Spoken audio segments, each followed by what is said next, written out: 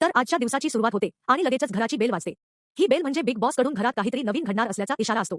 सगळेच स्पर्धक आश्चर्यचकित होतात की आता कोणता वाईल्ड कार्ड स्पर्धक येणार आहे. पण जेव्हा घराचा प्रवेशद्वार उघडतो तेव्हा कळतं की पुरुषोत्तम दादा, निखिल आणि योगिता आलेले आहेत. या तिघांना पाहून घरातील सगळेच सदस्य आनंदित होतात. अंकिता लगेच निखिल आणि योगिताला मिठी मारून रडायला लागते. तसेच यांच्यासोबत वैभव, इरिना आणि वर्षाताई देखील घरात प्रवेश करतात. यांना बघून घरचे सदस्य अजून खुश होतात. दीपी दादा वैभवला मिठी मारतात आणि वैभवही खूप आनंदी असतो. त्याचवेळी वैभव जान्हवीला सांगतो की अरबाज खूपच धक्कादायक खेळ खेळत होता. तितक्या पुरुषोत्तम दादा सूरजकडे जाऊन त्याला सांगतात, मी तुझ्या गावाला जाऊन आलो. सगळ्यांना भेटलो आणि तुझ्या गावात कीर्तनही केलं. हे ऐकून सूरज खूप खुश होतो.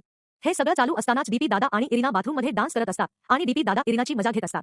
सगळे एकमेकांसोबत आनंदात वेळ घालवत असतात आणि तेवढ्यात घराची बेल परत वाजते. यावेळी अरबाज, घनश्याम, सागरम आणि पेडी दादा घरात प्रवेश करतात. हे पाहून दीपी दादा पेडी दादांना उचलून घेतात आणि पेडी दादा अंकितावर खूप गर्वाने बोलतात.